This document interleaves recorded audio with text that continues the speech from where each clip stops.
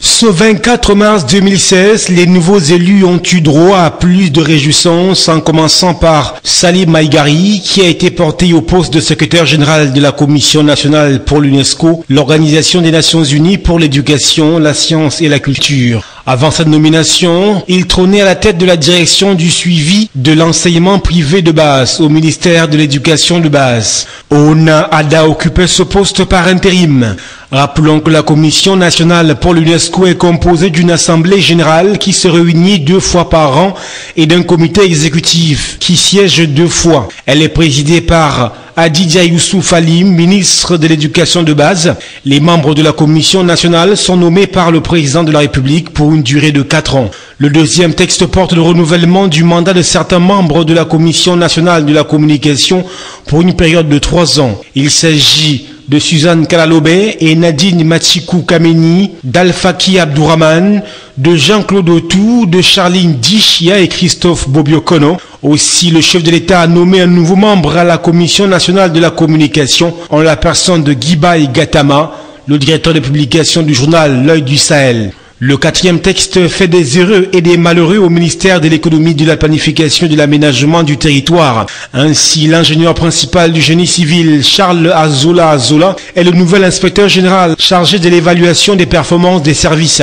Le désormais ancien directeur des infrastructures et d'appui au développement régional et local remplace à ce poste Bongantamar Marie-Yvonne, appelée à faire valoir ses droits à la retraite. Monkam Marie-Julie, qui est admise à faire valoir ses droits à la retraite, est remplacée au poste d'inspecteur général chargé de l'évaluation du fonctionnement des services par Mbabank Nengokana Jaël Christine. L'ingénieur en chef d'agriculture était chef de la cellule d'appui à la planification régionale et locale. Dans l'administration centrale, Isaac Tamba est le nouveau directeur général de l'économie et de la programmation des investissements publics. Le maître de conférence, précédemment conseiller technique numéro 2, remplace à ce poste Dieudonné Bondana Yokona, qui est depuis le 26 février 2016 le président du CARPA, le conseil d'appui à la réalisation des contrats de partenariat. Remplaçant de ce fait Ngene Kendek Pauline Irène, appelée au gouvernement le 2 octobre 2015 en qualité de ministre des Affaires sociales.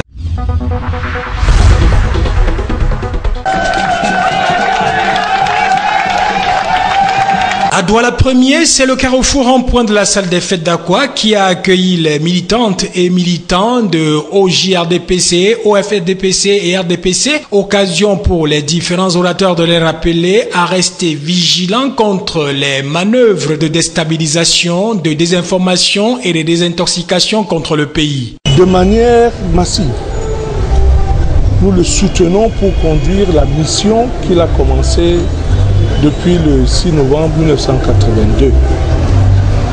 Bien entendu, il y a de mauvais sons de cloche qui cherchent à nous intimider, à intoxiquer le peuple camerounais, à désinformer les populations sur ce qui se passe.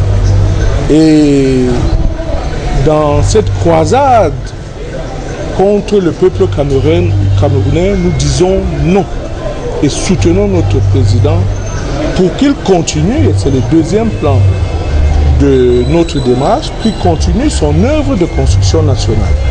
En présence du gouverneur de la région du littoral, la section RDPC Vouri 1, en plus de réaffirmer son soutien indéfectible à la candidature de son Excellence Paul Biya à la prochaine élection présidentielle, a également invité les uns et les autres à resserrer les rangs pour éviter les infiltrations malsaines. Il s'agit pour nous de resserrer les rangs, mais il s'agit aussi pour nous, en ce moment précis, d'avoir une pensée forte pour nos forces armées et tous nos compatriotes qui sont dans les zones hostiles, où ils vivent des moments difficiles.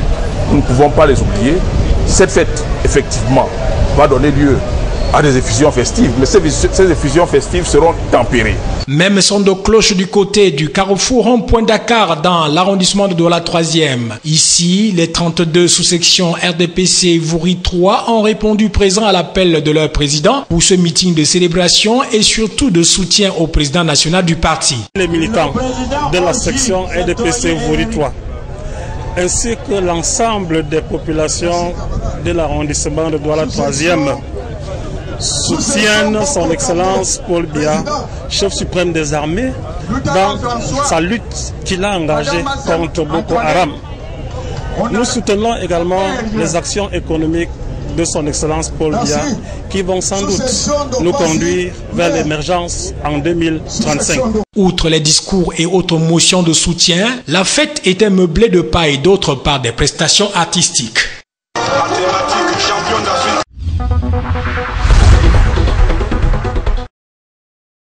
Le membre du conseil électoral Elekam, en charge de la région du littoral, dans une tournée qui le conduira dans les 4 agences départementales que compte la dite région, a débuté son périple ce 23 mars par le département du Vouri. Pour la circonstance, Thomas Edjakembonda fera savoir aux acteurs du processus électoral qu'il supervise ces séances de travail à l'effet d'une part de faire le point sur la révision lancée depuis le 1er janvier 2016 et d'autre part de booster les opérations d'inscription sur les listes électorales dans la région dont il a la charge. Prenant la parole à son tour, Tété Ildeved Claude Emmanuel, ci-devant, délégué régional d'Elections Cameroun pour le littoral, va dans un exposé succinct, assorti de statistiques, dévoiler à l'assistance le travail abattu jusqu'ici par le démembrement régional de l'ECAM. Ainsi, du 4 janvier 2016 au 21 mars de la même année, la région du littoral, tout département confondu, compte 17 368 nouveaux inscrits sur les listes électorales. S'agissant du département du Vouri qui accueille en premier le membre du conseil électoral, le chef d'antenne départemental ne manquera pas à son tour de relever chiffres à l'appui les résultats obtenus dans la période allant du 4 janvier au 22 mars 2016. Sur les 10 398 nouveaux inscrits, l'arrondissement de Douala 5e vient en tête avec 2268 nouveaux inscrits, suivi de Douala 3e qui en compte 2230 et de Douala 1er qui a 1932. L'arrondissement de Douala 2e est placé 4e avec ses 1860 nouveaux inscrits devant Douala 4e qui en compte 1627, pendant que Douala 6e ferme la queue avec seulement 121 nouveaux inscrits. Quant à l'opération 30 000 femmes instituée sur le plan national, le département du Vouri en a inscrit à ce jour environ 808. La publication de ces statistiques à mi-parcours du processus électoral augure tout de même de lendemain meilleur à la région du littoral qui ne doit pas pour autant dormir sur ses lauriers si elle veut améliorer son classement actuel au plan national. Le littoral, la région du littoral est 4e. Ce n'est pas bon, pas trop bon, mais ce n'est pas bon. C'est très bien. Voilà ce que nous sommes venus faire sur le terrain. Donc échanger avec les autres acteurs, évaluer le travail fait ensemble et puis se projeter dans l'avenir pour améliorer notre score pendant les 5 mois qui nous restent à passer. À l'observation des chiffres communiqués, tout laisse croire que le littoral peut mieux faire, ce d'autant plus que le département du Vouri à lui seul constitue 75% du potentiel électoral de la région.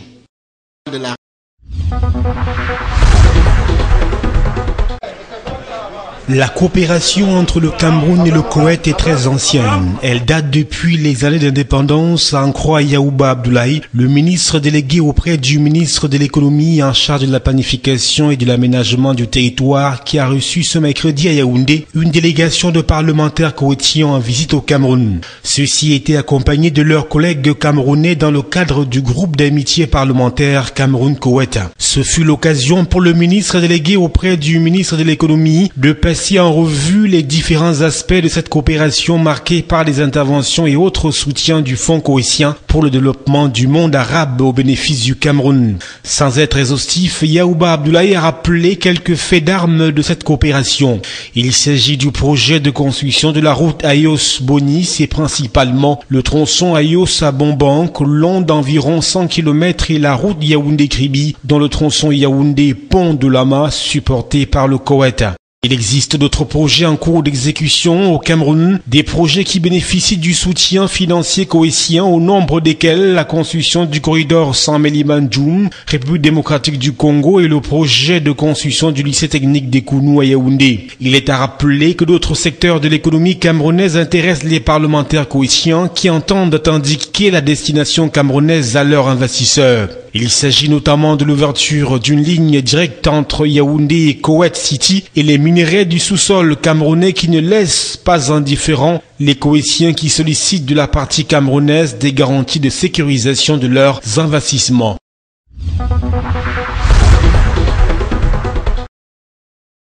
La 38e session du comité régional de coordination des négociations sur l'accord de partenariat économique avec l'Union européenne se tient à Douala du 23 au 29 mars 2016. Prennent part aux travaux les représentants des deux communautés d'intégration que sont la CEAC et la CEMAC, les représentations diplomatiques et celles de l'Union européenne. Les assises consistent en l'application des travaux de la 37e session qui se sont déroulées à Libreville le 26 février dernier. Il s'agit de la mise en œuvre d'un accord équilibré qui préserve les intérêts tant de la sous-région que de l'Union européenne, notamment sur l'accès des marchandises, les services des questions douanières et d'investissement, des mesures d'accompagnement des APE, l'élaboration des tests juridiques. C'est aussi l'occasion pour les experts de s'approprier le nouveau mandat du comité des ministres en charge des négociations des APE en Afrique centrale. Le discours de Youbi Laga Pascal, commissaire à la CEMAC, a levé un pan de voile sur les craintes portant sur le déversement des produits européens subventionnés et de mauvaise qualité sur les marchés de l'Afrique centrale, mais aussi des pertes totales des recettes douanières au processus de démantèlement tarifaire. Nous nous évertions de dire que lorsqu'il y aura l'ouverture du marché, il y aura non seulement la réplique en termes d'exportation des produits de l'Afrique centrale vers l'Europe, mais également il y aura des mesures pour compenser les pertes de recettes que nos États pourront subir à l'occasion de l'ouverture de ce marché. Jean Tchofo, secrétaire général du MINEPAT et représentant du ministre en charge de l'économie, de la planification et de l'aménagement du territoire au Cameroun, a exprimé tout son vœu de voir des résultats susceptibles d'être discutés par le partenaire européen en réponse aux atteintes de toutes les parties pour la reprise des négociations basées tant sur les conclusions de septembre 2011 à Bangui que sur des avancées partagées depuis lors.